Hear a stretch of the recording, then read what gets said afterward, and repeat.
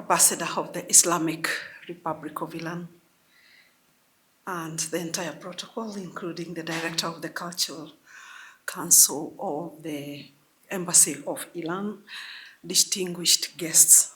Assalamu alaikum.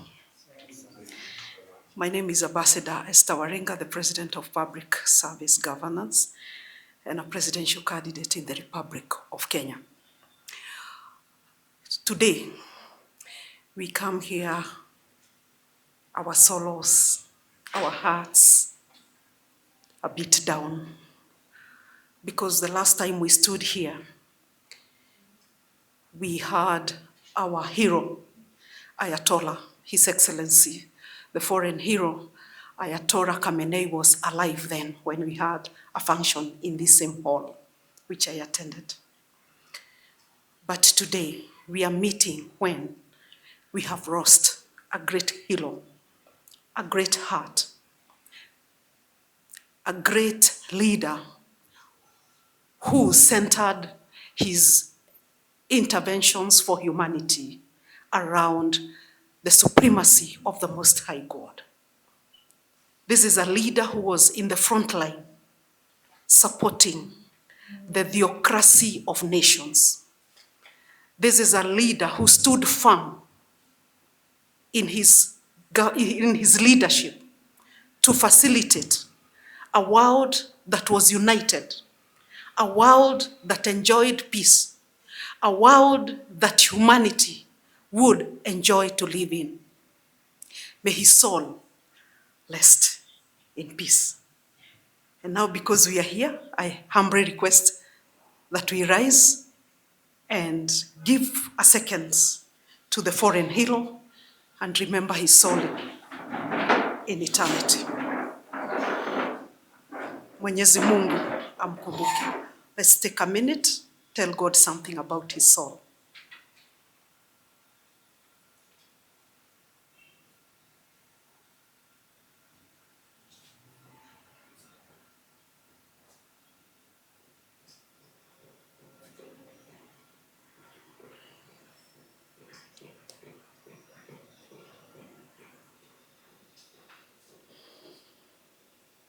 Asante sana Mwenyezi Mungu, tuomba ya kwamba roho ya kiongozi Ayatollah Khamenei itapumzika mahali pema peponi. Shukran sana. Kaeni chini. Ladies and gentlemen, it is only when nations of the world uphold what is godly, uphold what is centered on human life, and uphold what is peaceful, uphold what brings ethical leadership, that nations of the world can progress. And today, as we speak to the situation happening in the Islamic Republic of Iran, we speak about upholding the principles of international law by all nations, whether the US, whether the UK, whether Israel, whether Palestine, whether, Qatar, Oman, and all other nations. It's only when, bottom line, we uphold the principles of international law that we can be able to realize global peace. Global peace can never be realized using heavy ammunitions of war. It is a season where we would not want our ears to hear anymore about which nation has the best ammunitions of war, or that we would want to hear how many nations are ready for a peace-centered global leadership.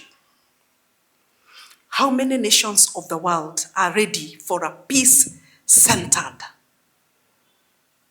ethical leadership of nations? Therefore, today, as we remember this Quds Day, we remember the International Day of Solidarity with the Palestine, and we call upon all nations that might refer themselves as sovereign from today, if there is any nation of the world, of the more than, is it 81 billion? I'm losing the figure, but let me not mention the figure. All nations of the world that call themselves sovereign, what is the common denominator of any sovereign state that we can define any nation from today? One, it's a nation that upholds the sovereignty and equity of nations.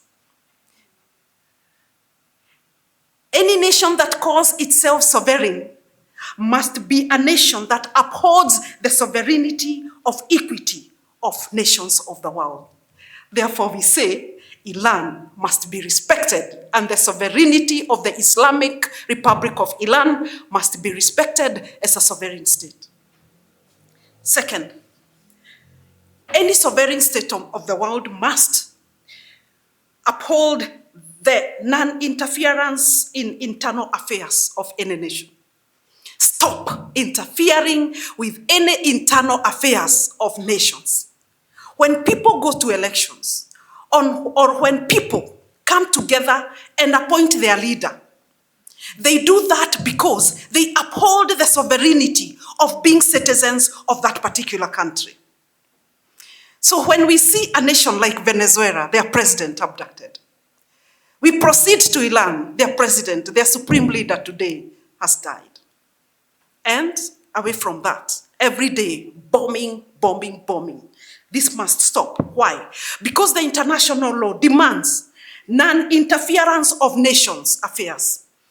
Any nation, Iran, Iraq, Oman, Israel, Kenya, Uganda, Tanzania, must be allowed to exercise the non-interference of other nations so that they are sovereign. Number three, any nations that would want to call itself sovereign must demonstrate peaceful settlements of disputes. We would not want to hear that we would want to settle a dispute with a particular nation. Therefore, all that we can do is to bomb that nation so that we can settle the disputes. Whether humanitarian disputes, whether political disputes, whether economic disputes, whether any form constitutional disputes, all disputes must be handled in a peaceful manner, respecting the dignity and the sovereignty of that particular nation. And that's why today we declare that we are against any use of heavy armament to any nation. Number four, respect of human rights. Any nation that calls itself sovereign and progressive nation must be able to respect the human rights. And today we have some heroes of human rights here.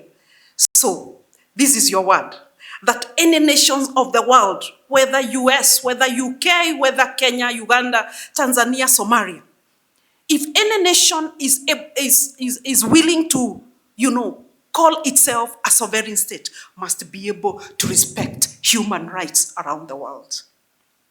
And human rights cuts across. It's not about religion. It's not about religion. All human beings are equal. We are all children of one God. The Muslim, the Christian, the Hindu, the Karasinga, the Sikh, name them. We are all children of one God. So respect of human rights must apply globally, regardless of religion, regardless of race, regardless of ethnicity. And finally, dear ones, any nation that calls itself a sovereign state must prohibit the use of force, even in self-defense. We must agree to dialogue. The use of force, what does the use of force do? Lives are lost. Today in Iran, we have 168 innocent school children who were killed. 168. Who will pay for their lives? And we continue chest dumping that we have heavy armory that is able to finish infrastructure in Iran and do all this that we are hearing. This must stop. Any nation that is bound by the international law must be able to ensure prohibition of the use of heavy armory and force because of protection of human life. And from today, we call upon nations to initiate dialogues. We can sit together. It doesn't matter how mighty governments can be over others. It really doesn't matter the type of armory that any nation has. It really doesn't matter how much an economy would be.